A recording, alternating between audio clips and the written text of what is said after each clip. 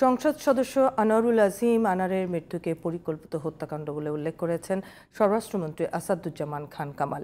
বুধবার দুপুরে নিজ বাসভবনে ব্রিফিংয়ে তিনি জানান, এ ঘটনার সাথে বাংলাদেশিরা জড়িত, ভারতের কেউ নয়।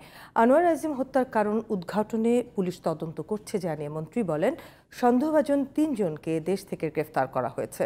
সাইফুল ইসলামের রিপোর্ট।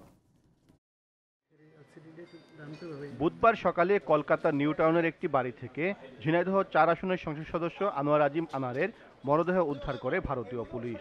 এই ঘটনার সর্বশেষ তথ্য জানাতে দুপুরে ধানমন্ডির নিজ বাসভবনে সংবাদ সম্মেলন করেন স্বরাষ্ট্রমন্ত্রী আসাদুজ্জামান খান কামাল। আনোয়ার আজিমকে পরিকল্পিতভাবে হত্যা করা হয়েছে বলে জানান তিনি।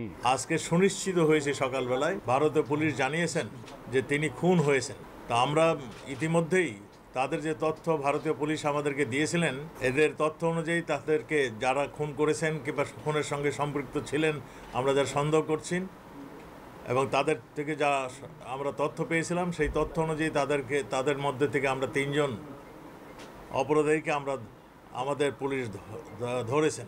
আনোয়ার আজিম হত্যার রহস্য উদ্ঘাটন করতে আইনশৃঙ্খলা বাহিনী তদন্ত করছে বলে জানান স্বরাষ্ট্রমন্ত্রী। আমাদের পুলিশ এটা নিয়ে তদন্ত করছেন। আমরা শীঘ্রই খুনের মোটিভটা কী ছিল আমরা আপনাদেরকে জানাতে পারবো।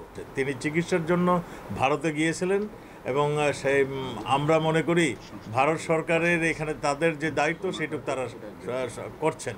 আর এইখানে মানে সম্পর্কের ফাটল ধরবে এমন কোনো ঘটনা ঘটেনি, কারণ ভারতের কেউ এখানে জড়িত হন নাই। যারা হত্যা করেছেন এখন পর্যন্ত আমাদের কাছে যা ইনফরমেশন, আমাদের দেশের মানুষই এর সঙ্গে জড়িত।